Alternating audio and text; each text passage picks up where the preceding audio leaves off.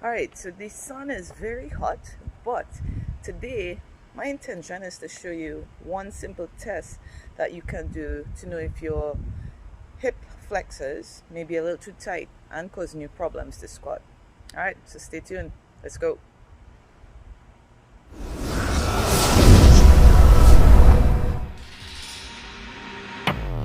What's up? Sunday is a day that we all chilling out at home, probably recuperating from the week, right? But I wanted to have Sunday as also a time that I would be able to show you some things simple things that you can do to help with your mobility. So Sundays is going to be dealing with that.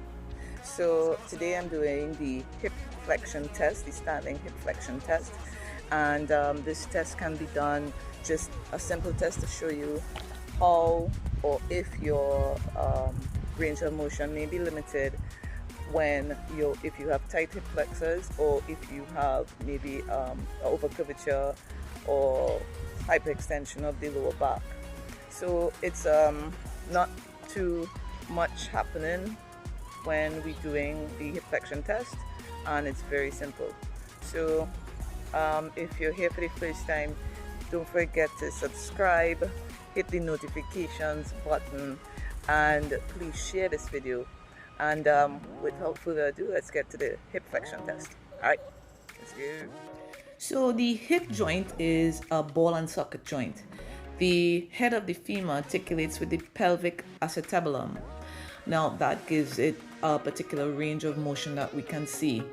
Here I'm doing hip flexion, which is going to the front, and me bringing my leg back down is going to be hip extension. My foot is going backward, that's going to be hip hyperextension.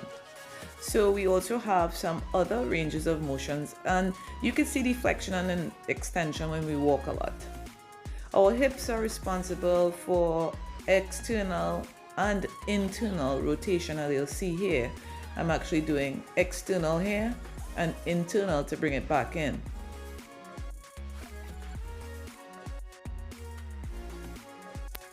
So performing the hip flexion test is going to help you achieve your deeper squats and even allow you to do your squats with a better ease.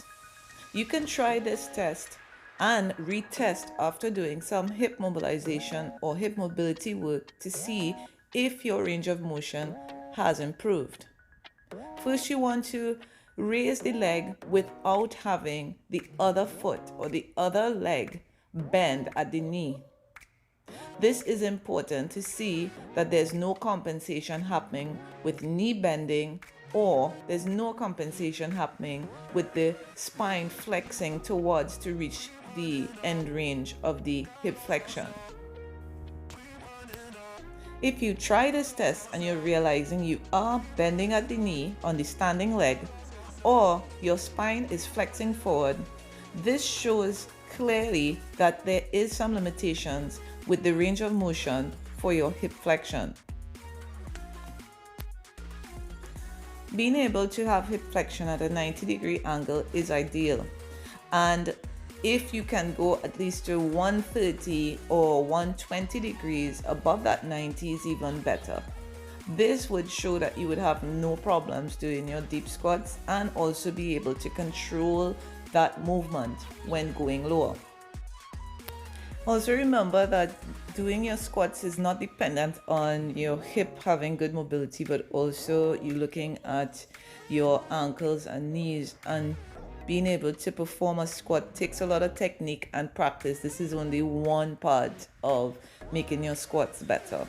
Alright guys, so without further ado, I'm going to leave you all and try this hip flexion test and let me know how it goes.